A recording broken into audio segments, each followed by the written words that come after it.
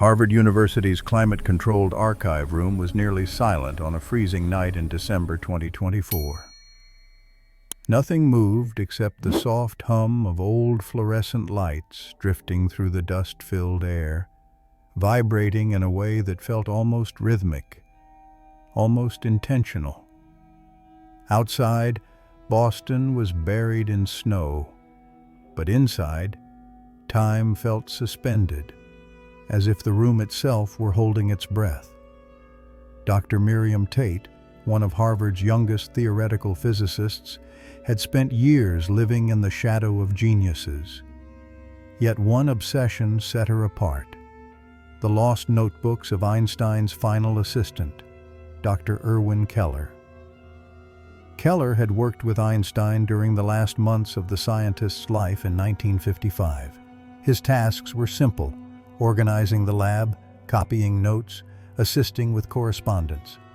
But history often skipped one detail. Before his death, Einstein entrusted Keller with a study meant to stay out of sight.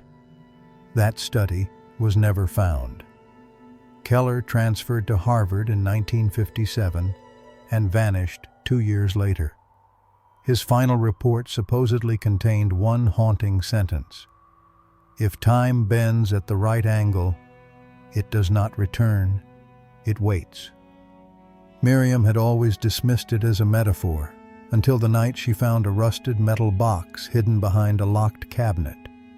The metal was cold, in a way that didn't match the room's temperature, almost as if it hadn't been touched in decades. A fading label clung to the surface: Keller, T-Classified Project. Inside were a cracked leather notebook, several yellowed diagrams, and a small metal component engraved with Chrono 1. At that exact second, the archive lights flickered, not randomly, but in a short, pulsing sequence, like a code. The first page of Keller's notebook stole her breath. A time machine doesn't require space, only the correct frequency. Signed, Erwin Keller. The next page held a brief warning in handwriting unmistakably similar to Einstein's: "Erwin, if it works, do not use it." The next morning, Miriam brought the materials to her lab. The notebook was filled with temporal curves, light interference sketches, and notes on human biofrequencies. One section stood out: T-resonance theory. The human mind can serve as a temporal medium. According to Keller, time wasn't a line flowing outside the observer. It could be tuned, like a radio signal, to another temporal band. "Time is an echo," he had written. A few pages later, she found schematics for the Chrono 1 device: a headband, a resonance motor, and a frequency modulator. The metal piece matched the modulator perfectly. Only one component was missing: a tiny oscillator. Keller's handwritten warning beside it read, "At the correct frequency, consciousness may shift. Return is not guaranteed." Miriam printed the missing oscillator on the lab's 3D printer. As she assembled the device, the glass panels trembled again, stronger this time, creating a low, droning vibration that seemed to come from beneath the floor, not from the building. Chrono 1 lit up by itself the moment she completed it. A note slipped from between the notebook's pages: "The timeline does not return, but echoes remain." 11:40 p.m. The building was silent, too silent. Miriam placed the device on her head. The computer flashed a warning: 7.83 Hertz, Earth resonance. Before she could adjust the dial, a number materialized on the dark display: 1955. A thin vibration crawled across the lab floor. The air thickened. The colors around her seemed to drain, as if the world was exhaling in reverse. Her consciousness folded inward, heavy and compressed, like something was pulling at the center of her mind. Then a whisper slid through the darkness, closer this time, almost brushing her ear. If time sees you, it will call you. Her vision blinked out. When she opened her eyes, the lab had changed. Analog instruments hummed softly.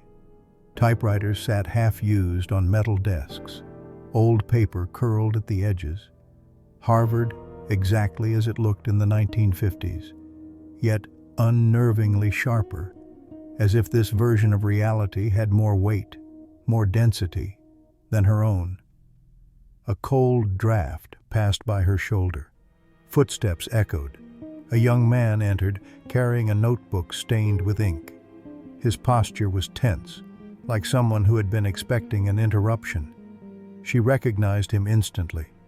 Dr. Erwin Keller. Miriam was invisible to him, or should have been.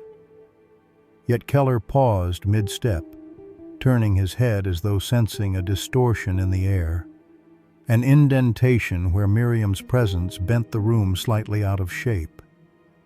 "You're here, aren't you?"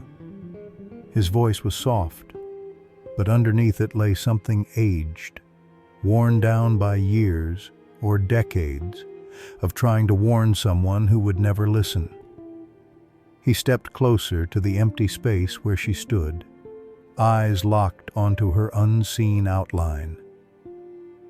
"Turn the device off," Keller whispered.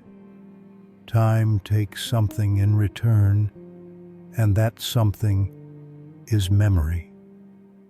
As he spoke, the walls began to tremble. Not violently, more like a heartbeat pulsing through concrete.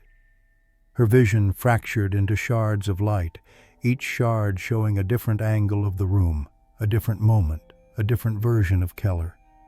His final words pierced the collapse like a signal cutting through interference. Einstein was right. Time is not a path. It is a sea. A deafening snap of static. And Miriam awoke on the lab floor in 2024. Chrono 1 sat on the table, silent. But the notebook was gone, vanished as if erased from the present. In its place lay a brittle sheet of old paper. "Time has seen you. Now it remembers you. E. Keller." The next day, security footage revealed something impossible. Miriam leaving her lab, followed seconds later by a second silhouette that dissolved mid-frame, a silhouette unmistakably resembling Keller. The timestamp, 11:40 p.m. In the archives, investigators found only the Chrono 1 module. On its edge, someone had etched, "Time is a loop, and the loop has not closed." Miriam still wakes up gasping at night. Sometimes, between sleep and consciousness, she hears Keller whisper from a place just beyond perception, "Time is calling you, Miriam." And every time, the lights in her room flicker, just like they did that first night. If time sees you once, it never lets go. If you want the next fracture, the next call, the next resonance of the mind, follow the frequency and subscribe.